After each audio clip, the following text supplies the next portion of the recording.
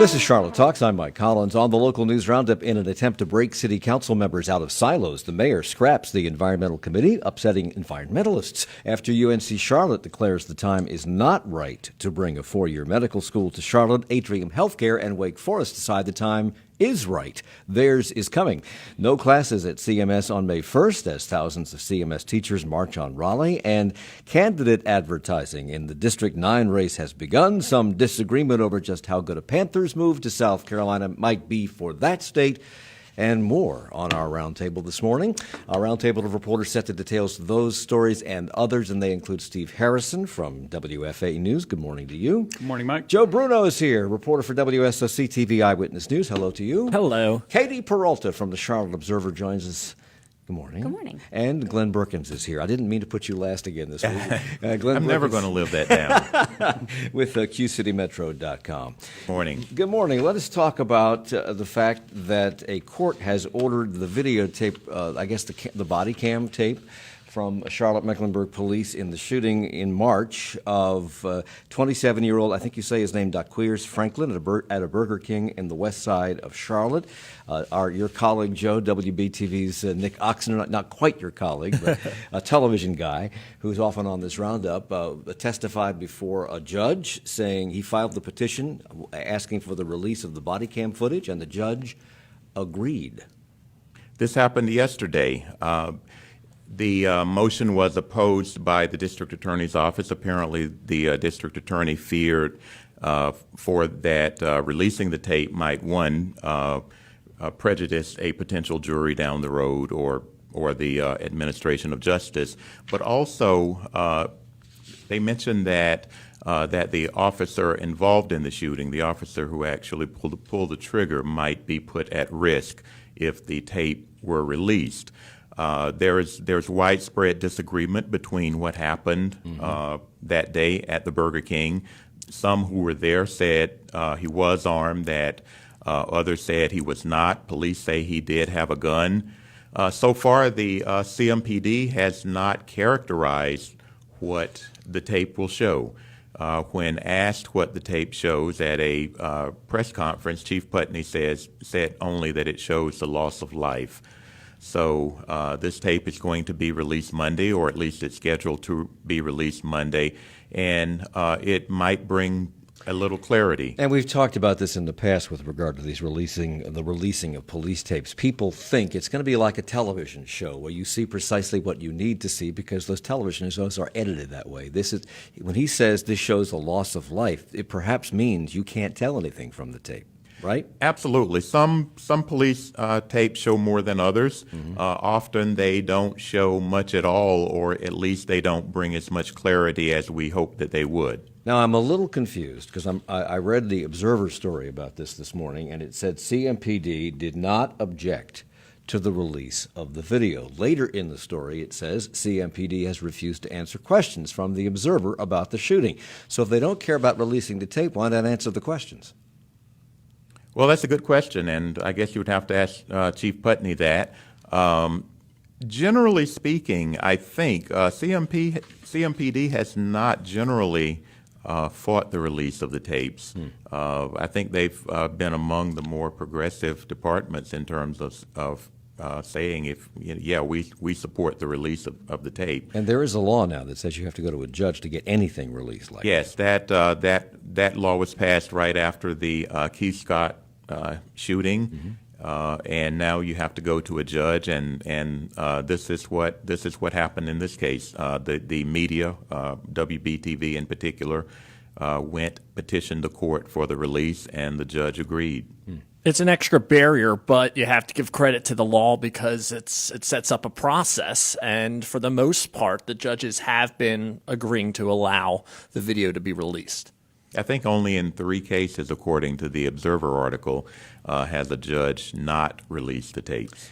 And I think you mentioned this, Glenn, earlier, that the chief said in the article, as a matter of fact, in the Observer article, that it's because they are still investigating. They don't want any comments to get in the way of the investigation. Well, but they didn't object to the videotape being released, but the one of the lawyers in the case did for that very reason. They don't want to get in the way of the investigation and, I guess, prejudice any potential jury. I Right? think there were two. I think that was the DA's office, but I believe it was also the police officer's attorney who also objected to the release. And I believe CMPD wants some of the witnesses that can be seen in the video to have their faces blurred before that video is released at 2 o'clock on Monday. Another reason why CMPD is kind of being careful about all of this is because shortly after the shooting on social media, people were circulating the officer's home address. Right. Okay, so the tape's out Monday. We'll see what it reveals on Monday of next week. Charlotte Mayor Vi Lyles has spent some time now realigning some city council committees, but she ran into what she probably viewed as surprise opposition when she announced that she was disbanding the standalone environmental committee and folding it into a new committee called the Neighborhood Development Committee. Why would we change horses in the beginning of implementation of such a vital action plan? Take some time, take a step or two back. Think about it. Think about the future, 2 years, 4 years, 6 years into the future, and not regret the decision that you've been making. Don Keene and Martin Zimmerman, two environmental activists at that meeting on Monday night, but they weren't the only people upset and criticizing the elimination of the Environmental Committee. Who else spoke up about this? The NAACP opposed it. Why? I think part of the reason is that African American communities traditionally have suffered from environmental degradation, especially during the period of urban renewal when interstate highways were built through African American communities, landfills were located in African American communities. Even now, if you go to CMS schools, you will find that a disproportionate number of African American students suffer from asthma. I don't know how well this realignment will work in reality, but it's certainly bad optics, I believe, for an African American mayor in a city that with a very large African American population. A couple things playing into this. I think it's bad optics because, first of all, at the national level with Democrats right now, with the 2020 race, all the talk is about environmental change, the Green New Deal, a lot of candidates making that a platform. And here you have in Charlotte, city eliminating the environmental committee. The other thing I think is that the environmental committee, led by Dimple Ajmir, by all accounts, has been successful. They have that strategic energy action plan that they implemented. They also were just honored by former Mayor Michael Bloomberg. And I was going to say just one more thing. Like, it's not just the environmental committee. They've also gotten rid of the standalone public safety committee and housing. So those are all going to be folded into this new neighborhood development committee. But this decision was made a month ago. Why now the protest over it? There wasn't really a big announcement saying like, "Hey, we're merging this." It kind of trickled out through activists, and that's how the news kind of spread around. The first meeting is Monday, I believe, of the new combined committee. So that's possibly playing a role. So to be clear, she's folded the environmental committee. The mayor has folded the environmental committee, the public safety committee, and the housing committee into one single committee. And she says this grouping makes sense. They don't seem to be all that connected to me. I may be missing the point here, but do they fit together in some way that I don't see on the surface? The mayor says it's all about creating great neighborhoods, and when you have a great neighborhood, things like the environment and community safety and housing, they all connect to each other. And they felt like, I think, what's interesting is the mayor did this, and there wasn't a lot of, among most council members, they agreed with this. Mm-hmm. Not all, but most, because they feel like with all these different committees, they spent a ton of time meeting. It was a lot of work for staff, a lot of duplication. And so I think a lot of people were like, let's speed this along. So with this realignment, two people lose their chairmanships of committees. You already referenced Dimple Ajmira, who was the environmental committee chair. She loses her chairmanship. Lawana Mayfield loses her chairmanship of the housing committee. What have those folks had to say about this move? I asked Dimple about it a couple weeks ago, and at the time she had no comment. And I suspect she was probably she has a lot of allies in the environmental community, and I think that they all spoke out Monday. I think there was probably a bit of laying some of the groundwork. She did not want to comment about that. I think she wanted others to comment for her. Mayor Lyles stressing the need to streamline these committees and the council's approach in order to increase effectiveness and efficiency. And she's talked about breaking people out of silos. And I understand this. We've done a program on this, not specifically about the city, but when people are specializing in one thing, they miss the connections between that one thing and the other things. And quite often when you see the connections, it all comes together in a nice, clean, clear package that helps you forward all different initiatives all at once.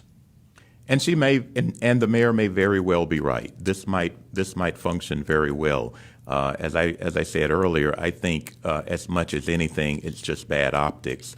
I would also point out that some of the other committees that might be combined and might overlap, transportation, economic development, things like that, they were kept separate. Yeah. So I think it's kind of a matter of priority. So David Foster wrote an opinion piece in the Observer this week about this, and he said that under the committee, the environmental committee, the chair, Dimple Ajmara, had spent 18 months measuring the city's carbon footprint, the cost of electric police cars and buses, and that this move causes progress on that front to take a step back. Has the mayor commented on that kind of criticism? I don't think she's commented on that specifically, but in her own op-ed, she said that the work that the committee does will continue under this kind of umbrella of the larger committee that we're talking about. And I think that when she's talking about silos, she's talking more about like collaborating and making sure that people are communicating a little bit more. Charlotte likes to create task forces and committees for a lot of different problems. In this way, it seems like, in her opinion, according to her op-ed, that this is a way to better, become more effective in each of those goals. And I was going to say, I think when she talks about silos, there's a little bit of a hidden message there. And that some on council felt that Dimple Ajmira had kind of made the environmental committee her fiefdom, and a lot of the environmentalists really supported her and really were happy about that. But there was some sense on council that it was kind of her baby, her thing, and that not a lot of information was shared with others. Are you saying that politics has entered the city council? I'm saying that this is one of the few jobs the mayor has, right? They can move these people around. So every time a mayor does this, there's always some subtle changes where friends get a little bit better position and not so close friends get knocked down a peg. And those of us on the outside try to read the tea leaves and figure out what it all means. Well, the mayor has said that this neighborhood development committee, the new committee that combines the three old committees, will prioritize the development and sustainability of healthy neighborhoods. That's where the environmental component comes in, the healthy part of the neighborhood thing. Justin Harlow runs a great meeting. It'll be interesting to see how he makes this all work. Okay. And it's interesting to me that Larkin Eggleston and Tariq Bokhari are still co-chairing the Intergovernmental Relations Committee, which is appropriate because one's a Republican and one's a Democrat. They do a podcast together. So they obviously get along. So it just shows you that you can get along if you're of an opposing political point of view. When we come back, we'll talk about affordable housing because that's one of the things the City Council took up on Monday as well, and the news that a 4-year medical school is on its way to Charlotte, something the city has longed for many years, another jewel in the crown. We'll talk about that too. It's Charlotte Talks on WFAE.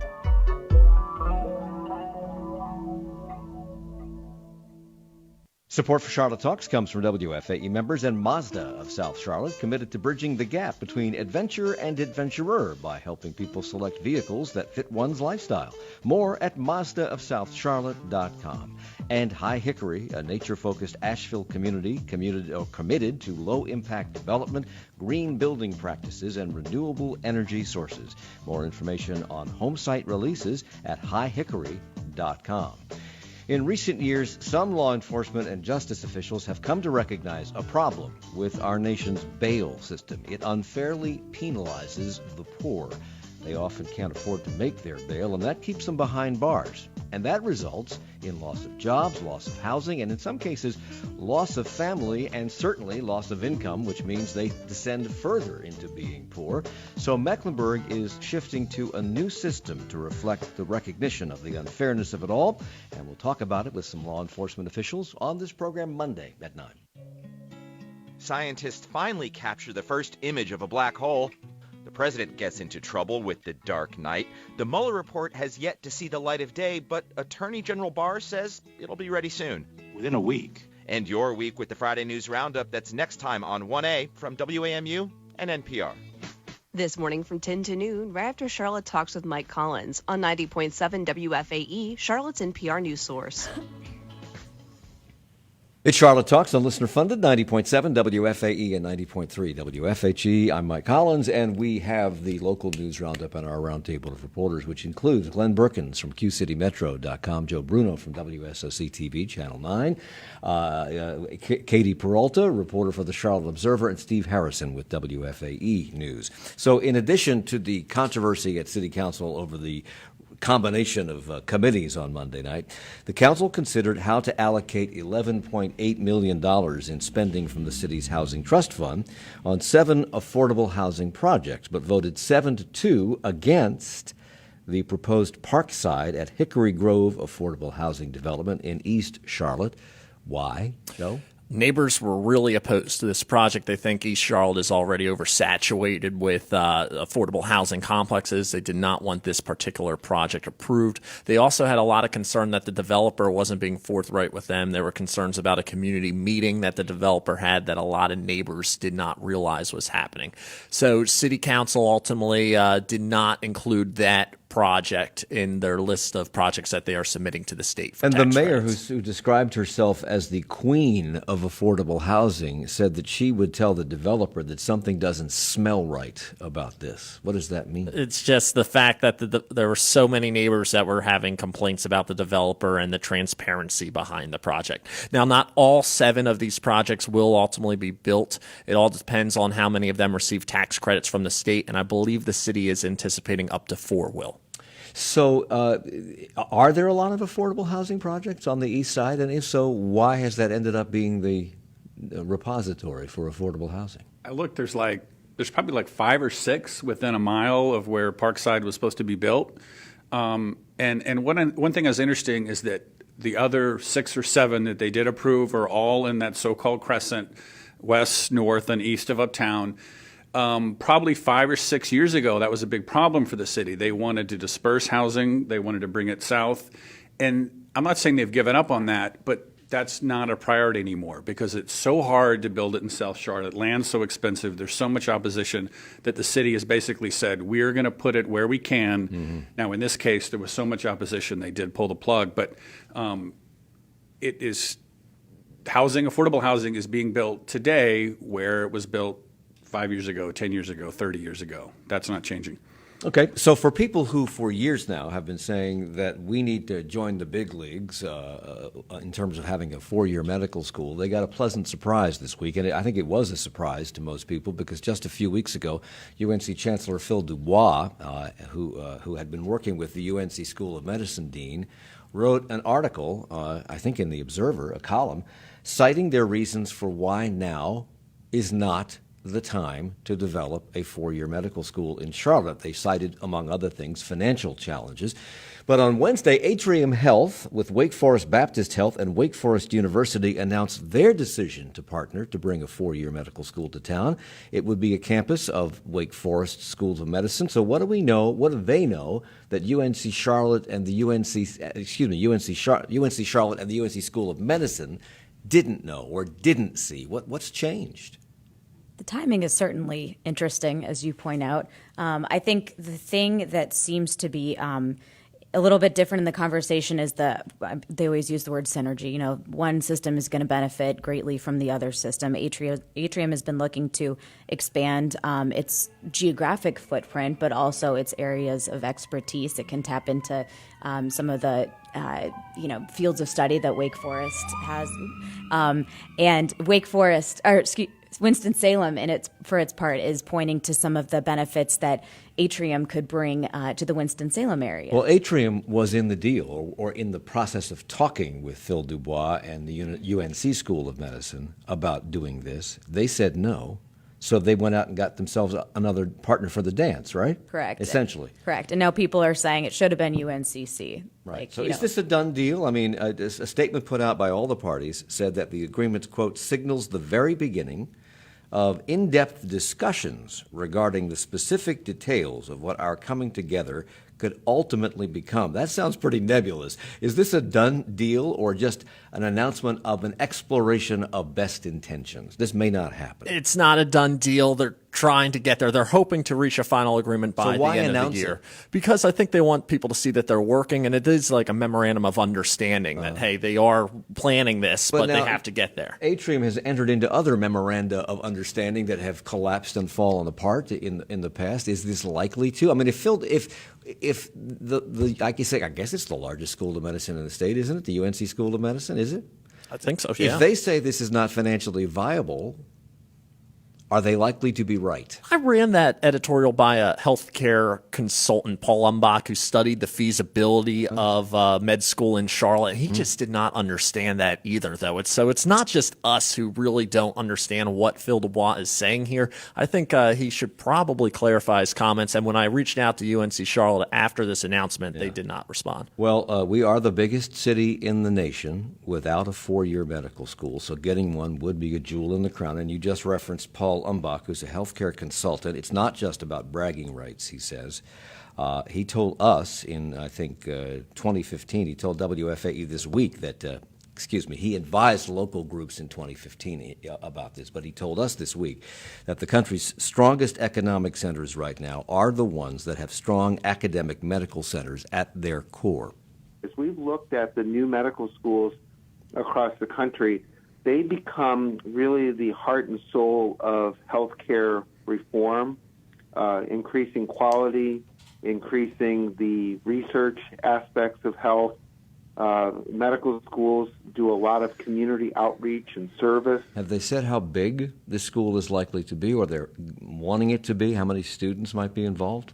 Where it might be located? Have they said that yet? It could be up to 3,200 students, I believe, at its largest point. But I think it was like, and this is a big mystery because I think it was maybe 3,200 combined between Winston and Charlotte. The two sides, right. But then, so maybe 1,600, but they wouldn't give, I asked, they wouldn't give any more specific details. Is there a target date or at least a date where this, if this comes to pass, that it might be in operation?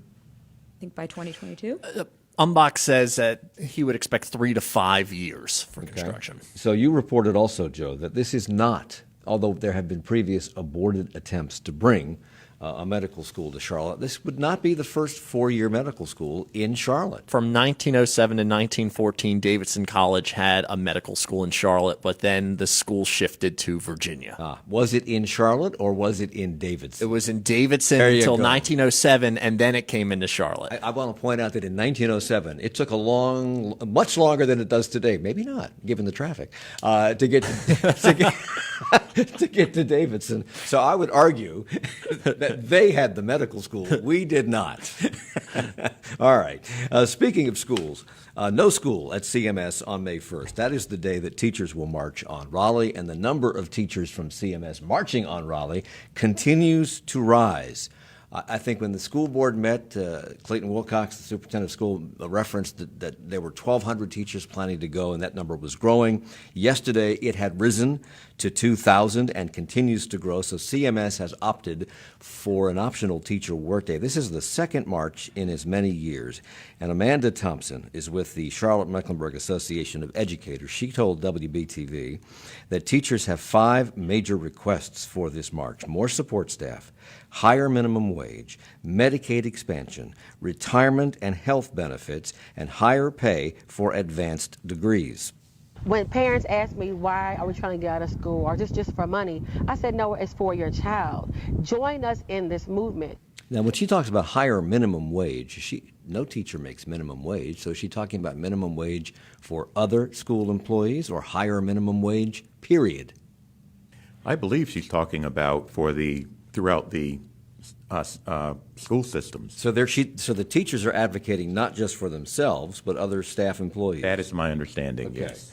And Medicaid expansion, also for other staff, and health and retirement benefits. Do teachers not get health and retirement benefits? They're state employees. No one seems to know. Okay. Oh. So CMS Superintendent Clayton Wilcox supports the teachers' efforts. Do parents? Because this is you cancel school, that throws parents for a loop. I would imagine it would depend on which parent you asked. Mm-hmm. I think at this point, the optics of taking kids out of class, I don't think they have a makeup day, right? I don't know. No, there is This no will makeup not be day. a makeup day. And this will be an optional teacher workday for the teachers who, and I'm not sure what that means either, for teachers who don't go to the march, they can come to work and work. There are some frustrated parents who think that a teacher should be protesting when school is not in session. Now they have to find childcare for a day that they were not anticipating. But when nearly 2,000 teachers and staff call out for a day, I mean, the superintendent's hand is kind of forced here. Will be interesting to see if other school districts follow suit. I think so far four. Yes, they have. I think the big four have all announced. Durham Public Schools, Orange County, Chapel Hill, Carborough City Schools, and Lexington City Schools are also closing on May 1st because the majority of their teachers, or many of their teachers, are going. Did anything come out of last year's Teachers March? Was it effective in any way? Did the legislature do anything to respond? I think it was effective in the way that now education is at the forefront of all of our attention. It has kind of emerged as the number one issue. And this is happening all over the country, usually in strikes, not just one-day marches, but teachers have had enough. And they're saying now, because there's a strike in Sacramento, I believe, where teachers are essentially marching for their students, saying that the students have been cheated. They marched last year. They got a lot of what they asked for on paper, but the system did not follow through, and they say that students are being cheated. Is that's a good tactic, it would seem to me. Is it a good tactic to put it, yes, we're not getting enough money, but that's hurting your children. That gets support of parents, right? Right. A lot of teachers have to buy their own supplies, for instance, if they don't have the materials they need to adequately teach a lesson. I mean, the people who lose out are the we talked kids. about that last week, because the legislature is advocating $400 per student, per teacher rather, through an app. And the problem with that is they're robbing Peter to pay Paul, and they've derided bureaucrats who don't fund the teachers' needs adequately, so the teachers will do them themselves, but they'll do it at retail, which means they won't be able to do as much as they could had they done it through the system, which is wholesale. But that's we talked about that last week. So here's a twist with regard to schools. There's a new school coming to South Charlotte, Ballantyne to be exact, and parents aren't pleased about this new school coming. They say it will not ease overcrowding. Is this dissatisfaction really with that, or is it because there's a disagreement over how this school will be organized and be used as a K-8 STEAM magnet? It seems like most of the opposition is to it being a K-8 STEAM magnet. A lot of parents feel like when they approved the bond money for this project that they were getting something else. A lot of parents are saying, like, listen, we need another middle school in our area. Just this isn't the fix-all to our problems. So some people want a traditional homeschool. They don't want it to be a magnet school. Some people are against having grades K-8 in the same school. And most people are against the school being a STEAM magnet. Why? The superintendent's going to have to figure this out. It seems like parents are opposed to every single option. For people who don't have kids in school, first of all, the STEAM age is long over. So why is it a STEAM magnet? What does STEAM mean? What is it? Science, technology, engineering, arts, arts, and mathematics. So, like, what's left? Well, what's left? Isn't that school? I mean, come on. And what's the objection to K-8 being in the same building? What's wrong with that? Are they afraid that the 8th graders are going to bully the kindergartners? Seriously, is that what they're afraid of? I think there have been some studies to look at whether K-8 schools are effective. If some view the regular silos being more effective here, having an elementary school, middle school, and a high school. What the superintendent has said is that he's going to talk to parents. There's going to be community meetings, and they're going to try to figure something out. Clayton Wilcox, the superintendent, was not the superintendent when the decision to build this school was made, and he made that clearly known. at the school board meeting this week. He told parents, "I'm struggling with some of the decisions that were made, and I'm pushing back against them with some board members, but I want you to know that we have heard you this evening." That doesn't sound like he's in sync with the school board to me. No, he's kind of, he made it clear that, this was not his idea. A lot of things that have happened in the past he would not necessarily pursue in the future. Who was the superintendent when this decision was made? Does anybody remember? There have been so many. Yeah, I know there have been so many. Was it Heath Morrison? Yes, I believe so. Okay. And Heath Morrison disappeared from the from the scene in mysterious and as yet undescribed circumstances. So we don't know precisely what happened there. But evidently he doesn't agree with that. If he could make his case, could he change this? Is it too late to change this? The bond money has already been approved. I'm not sure if there are any hoops he would have to jump through to get that adjusted at this point. So once again, this is like the city council, where this has been a fait accompli for months, years Right. perhaps, and now the parents are complaining. Were they complaining originally too? It kind of reminds me of the Brooklyn Village situation with Mecklenburg County. Now people are realizing what's happening. We should change this. But the superintendent seems to have an open mind. He seems like he's going to figure out something that could work for these parents. Okay. The lesson here is to be a news consumer. Exactly. In the moment. All right. The North Carolina 9th District U.S. House of Representatives race is most definitely underway, and the campaign's first TV ad has aired for State Senator Dan Bishop. These crazy liberal clowns, the things they say, the way they act, what they believe, they're not funny. They're downright scary. I'm Dan Bishop. What's happening in Washington right now is crazy. I'll go to Congress and fight these clowns for you. Well, he's right. What's happening in Washington is crazy. As you might imagine, the commercial features Bishop standing next to inflatable clowns, those clowns that you can punch and they fall over and they come back up, with the faces of Dan McCready and other Democratic figures, including the new boogeyman, Alexandria Ocasio-Cortez, and Nancy Pelosi. McCready is the only Democrat in the race. He's raised over $1.6 million. How much has Dan Bishop raised? He's the only guy advertising on TV. Dan Bishop has not filed his report yet, but he did say he is committing $500,000 of his own money. And one of the other candidates, it may have been Dan McCready, you tell me, Joe, has said that they're not planning to run any television, that they're going to be more targeted using social media and other new forms because TV is too broad a reach. Matthew Ridenhour said that. Matthew I'm Ridenhour sure with all the money that Dan McCready has, he'll have some TV ads as soon as a primary victor emerges from the Republicans. But he's right about that because the 9th District is a sliver that goes through multiple TV markets, and when you're buying TV, you're buying great reach. Yeah, it's a very complicated ad buy because you have to purchase in the Charlotte DMA, also Raleigh, because that's where Cumberland County is, right. Myrtle Beach, because that's where Robeson County is, and Wilmington, because that's where Bladen is. And if you buy in the Raleigh market, you're reaching a lot of people that are not in that sliver of the 9th District. It's a very complicated market for ad buys. But so it's, I'm sorry, I was just going to say, I think it's interesting with Dan Bishop's strategy early on, like some of the other candidates have talked about themselves or their ties to the 9th District, talk about policy. Dan Bishop has gone exclusively negative on Washington Democrats and Dan McCready from the get-go. I mean, Stoney Rushing, the union commissioner, talks about, I've lived in the 9th District, I've lived everywhere, I've worked here, I've got these deep ties. Dan Bishop has kind of gone scorched earth from day one on liberals in D.C. Well, we'll talk more about the 9th District when we come back. I know you have more to say. Steve Harrison from WFAE News. It's the local news roundup. We're coming right back. We'll talk about that and Jeff Jackson's run for the Senate, perhaps, and Bank of America and raising their hourly wage. Support for Charlotte Talks comes from WFAE members and Wake Forest University's Bioethics Graduate Program, engaged in clinical and research ethics and health policy. Full and part-time applications for its master's and certificate programs are available at wfu.edu/bioethics. And Talent Bridge, dedicated to delivering confidence in matching companies looking for ideal candidates with candidates seeking the right companies to advance their career. talentbridge.com/WFAE. The Homeland Security Chief is out. The president says Kirstjen Nielsen wasn't aggressive enough on his immigration policy.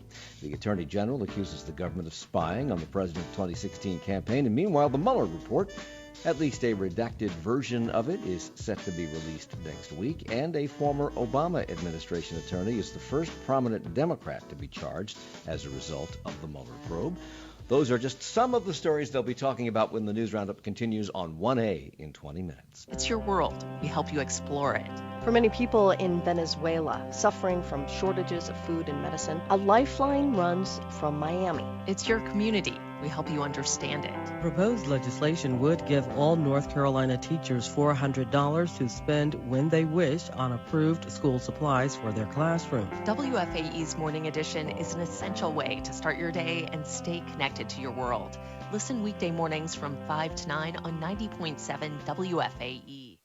It's Charlotte Talks on listener-funded 90.7 WFAE and 90.3 WFHE. I'm Mike Collins. The local news roundup brings together in one happy bunch Steve Harrison from WFAE News, Glenn Berkins from QCityMetro.com, Katie Peralta from the Charlotte Observer, and Joe Bruno with WSSE-TV Channel 9. Matt Judge, who is Dan Bishop's campaign manager, we're going back to talk about the 9th District again, told Channel 9, Joe, that there are two Dans running in the race. There is Right Dan and Wrong Dan. Pray tell, which one is the right Dan? I couldn't possibly comment. Bishop is taking this strategy right now, trying to portray Dan McCready as a liberal Washington figure, which is a strategy that Republicans have really turned to for no matter who their opponent is, trying to portray them as just another liberal heading to D.C. So that means, in the past we've seen Republicans try to compare their opponent to Nancy Pelosi, President Obama, Hillary Clinton. Now the new figure that has emerged is Alexandria Ocasio-Cortez. So that is why we're seeing Dan McCready's face on the inflatable clown next to all of these different liberals who are outspoken and are featured on Fox News pretty much every single night. I was actually somewhat surprised that he went negative so quickly, especially given the results of the midterm election. I think those elections show that that those old liberal conservative tropes don't work as well in this environment. That voters actually do care about things like health care and other pocketbook issues. So I was a little bit surprised that, as Steve said, that he went scorched earth so quickly. Well, I was going to say there was another social media post that Bishop put out about the Mueller report about a month ago before it came out, and it was like a petition, sign the petition to stop the witch hunt. And it had like a picture of the president looking resolute, and then it had McCready, AOC, some of the other liberal characters, and they were wearing the witch hats. So Katie, your colleague Eli Portillo, Eli looked at me and said, this is all wrong because the president should be wearing the witch hat, right? If it's a witch hunt. Yes, witch hunt, they're looking for him, yeah.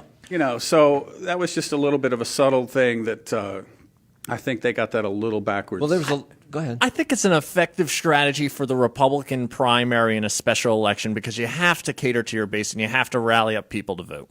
Well, there was a letter to the editor, I think it was this morning, about Dan Bishop trying, if he goes to Congress, he will try to make HB 2 the law of the land as a congressperson. Is that a stretch, do you think? Or he'll certainly bring that sentiment to the Congress, wouldn't he? I think that's a stretch. Okay. I also think Dan Bishop does not want to talk about HB 2 anymore. It's an exhausted issue, right? That's what, Well, Matt Judge told you, Matt Judge, once again, is Dan Bishop's campaign manager. He told you, Joe, that Bishop will support Trump's agenda by stopping illegal immigration, protecting the unborn, safeguarding the Second Amendment, lowering taxes, and controlling government spending.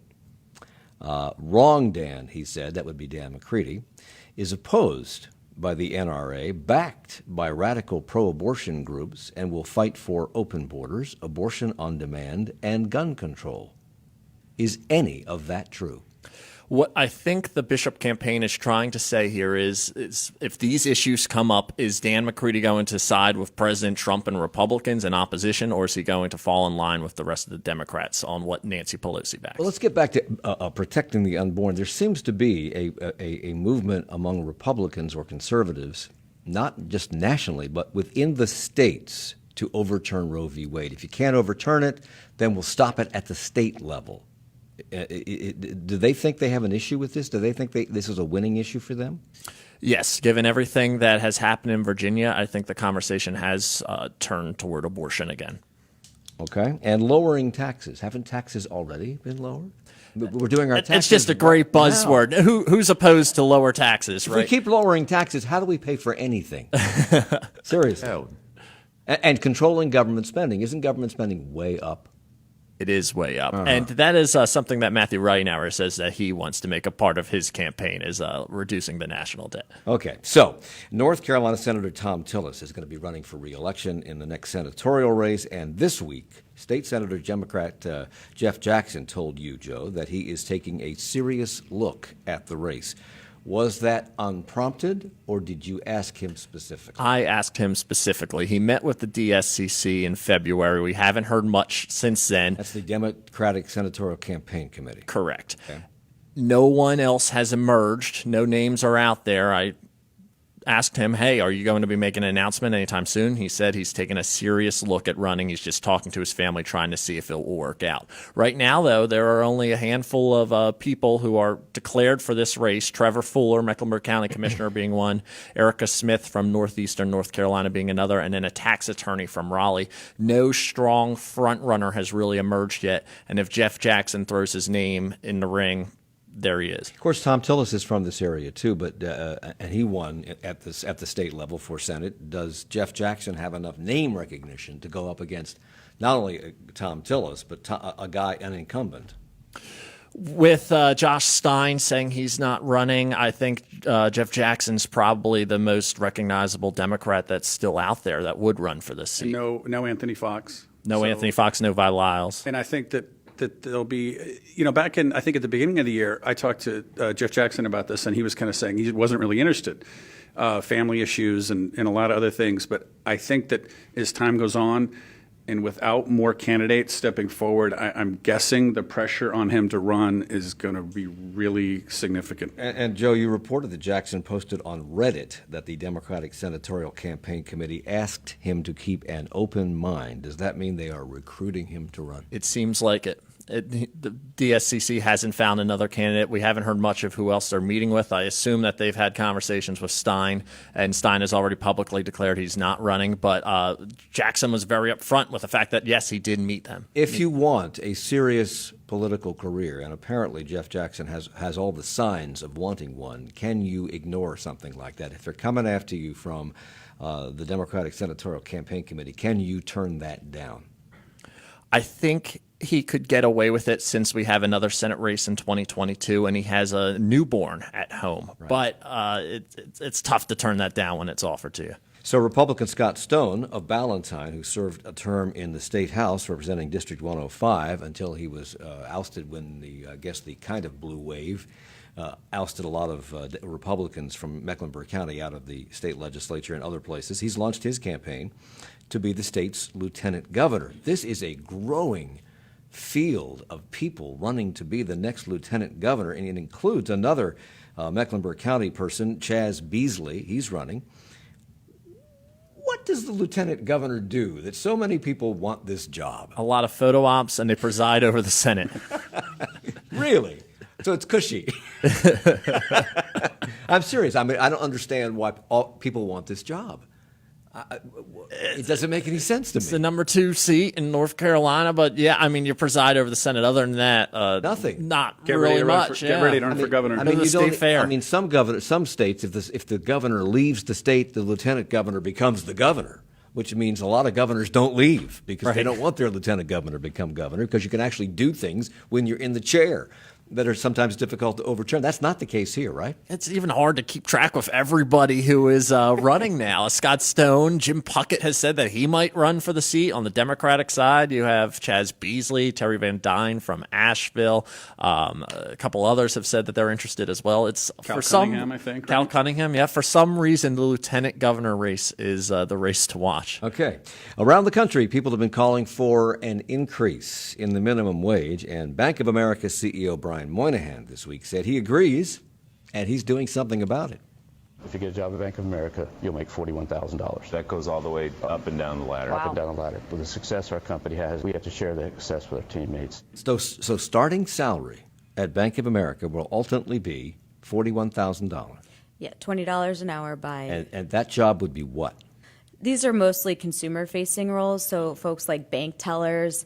Some of the jobs they have said would require a 4-year degree in order to get them, but a lot don't. So that means that you come into this job currently.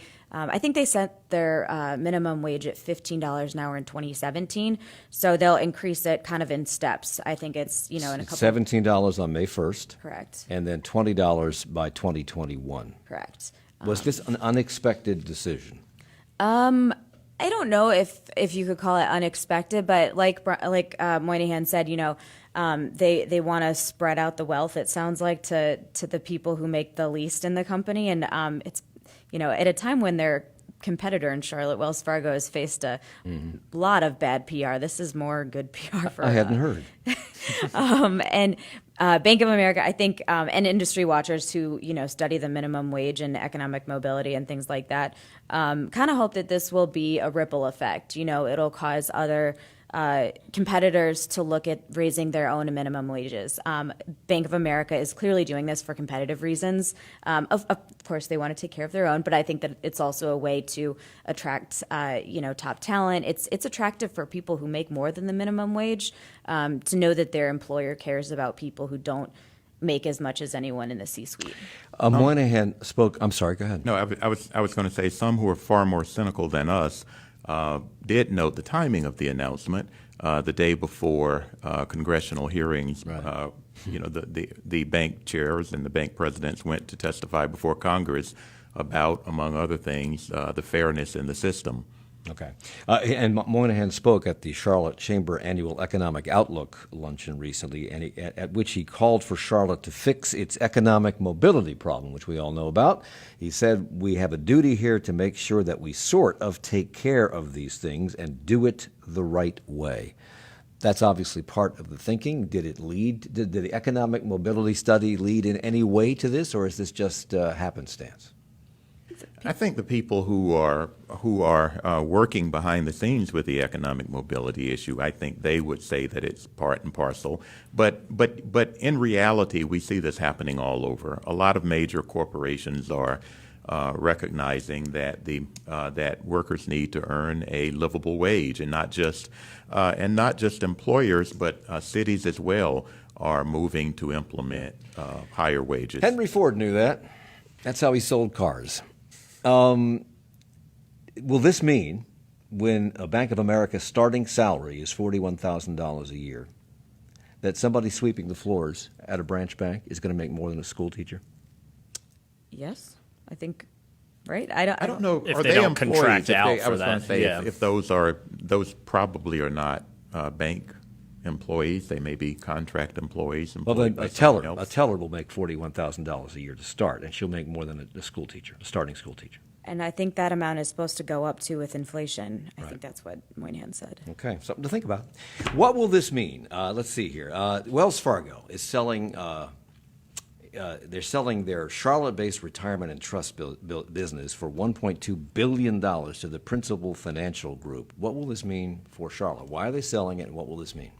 I think there are still a lot of unknowns. This particular group employs thousands of people across multiple different sites, including Charlotte. And for now, it's not clear whether this will mean job losses. I think the things that they handle, it's like, retirement type businesses, 401k management, things like that. I think it's interesting that Wells Fargo said they were getting out of this because they want to be in the investment side of the building of the business that has a potential for growth. I guess retirement doesn't have any potential for growth. Not really. I'm not.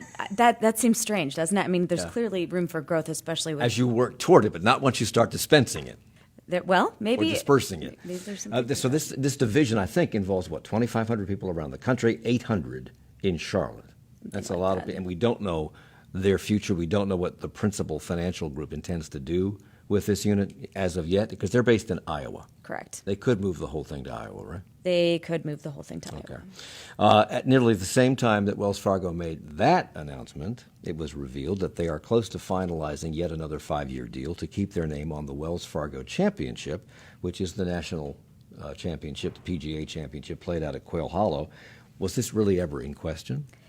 Yes, only because there have been times in the past, well, I think one time actually, 2 years, when the bank was truly troubled, they took their name off of it. Correct. This is after they had received the government bailout. This is when they were integrating with Wachovia. They took their name off the tournament because, I mean, they were still spending money to be the title sponsor, but they didn't have their name on it. I think it was, A, bad optics, B, they kind of wanted to show that they were focusing on some of the internal issues that are, deserve more attention, I guess. Meanwhile, in South Carolina, there's this disagreement about whether or not it's a good thing to bring the Panthers headquarters and their practice fields to presumably York County and Rock Hill.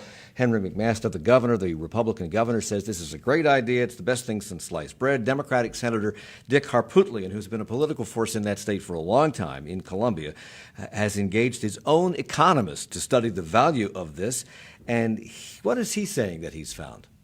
He's saying that the report that the South Carolina Department of Commerce is relying on makes some assumptions that aren't necessarily true. For example, they make the assumption that all 150 employees of the Panthers organizations, players, coaches, are going to move to Rock Hill. Are going to move to Rock Hill, yeah. And that all of their income would be taxed in South Carolina, which I feel like I say this every other day. Like, the players are the highest paid employees, and they get taxed.